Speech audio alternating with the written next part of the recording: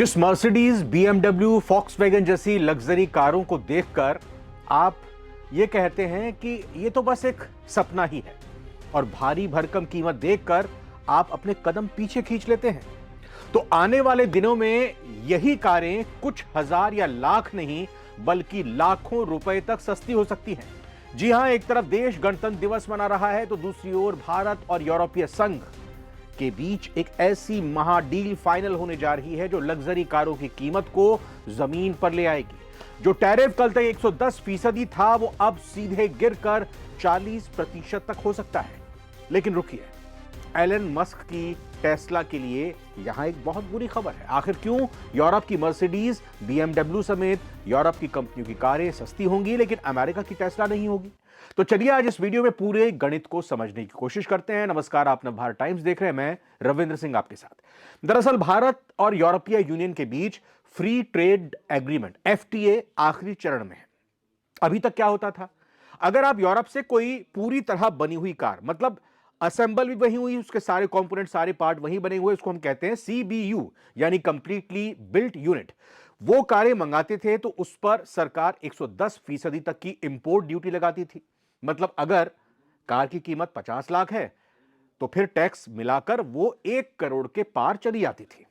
लेकिन Bharat EU free trade agreement के तहत अब इसे घटाकर 40% करने की योजना है। इसका मतलब हुआ कि Mercedes Benz, BMW, Audi, Skoda और फॉक्सवैगन की वो कारें जो सीधे यूरोप से बनकर आती हैं, उनकी कीमतों में 20 से 25 लाख रुपए तक की भारी कटौती हो सकती है। यह हायर और अपर मिडिल क्लास के लिए लग्जरी कारों का रास्ता साफ कर देगा। यानी अब सिर्फ अमीरों की कार थोड़ी बहुत अपर मिडिल क्लास की पहुंच में भी आ सकती है।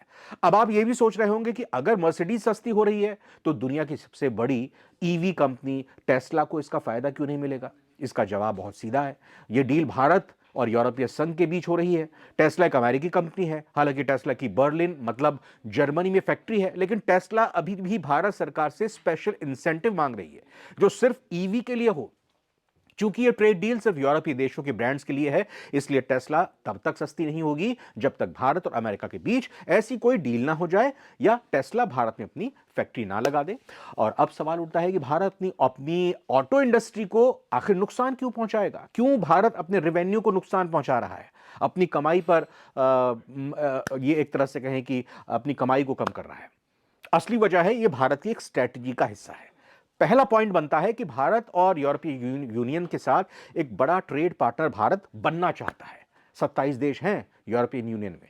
दूसरा इसका मकसद और भारत की स्ट्रैटेजी है कि एक्सपोर्ट बढ़ाने के बदले इंपोर्ट में भारत रियायत चाहेगा। जी हां, इंपोर्ट पे रियायत देगा जो सामान यूरोप से आ रहा है, और इसके बदले भारत अपना सामान इन 27 देशों में भारी मात्रा में एक्सपोर्ट करेगा। और तीसरा फायदा है टेक्नोलॉजी और निवेश भारत लाना, यानी कि यूरोपीय कंपनियों के टेक्नोलॉजी और निवेश को भारत को लाया जाएगा। सरकार का मानना है कि यूरोपीय कंपनियां भारत में मैन्युफैक्चरिंग प्लांट भी लगाएंगी, कारों वाली कंपनियां। और इससे क्या होगा, अगर आगे बढ़कर आपको बताएं तो आज सस्ती कार कल भारत में जॉब्स और निवेश के रास्ते खोल देगी। अगर वो कंपनियां भारत में अपने फैक्ट्रीज लगाएंगी, कंपोनेंट्स वहीं बनेंगे, कारें वहीं बनेंगी, हमें रोजगार यहां पर मिलेगा और ये कारें और भी सस्ती हो सकती हैं। इस डील का असर सिर्फ कारों पर नहीं पड़ेगा। इंडिया ईयू डील के तहत यूरोप से आने वाली वाइन, चीज, चॉकलेट और मशीनरी पर भी टैरिफ कम हो सकता है। यानी प्रीमियम लाइफस्टाइल अब भारत में सस्ती होने वाली है। सरकार का मकसद साफ है, यूरोप के साथ व्यापार बढ़ाना और भारतीय ग्राहकों को ग्लोबल प्रोडक्ट्स तक सस्ती पहुंच देना।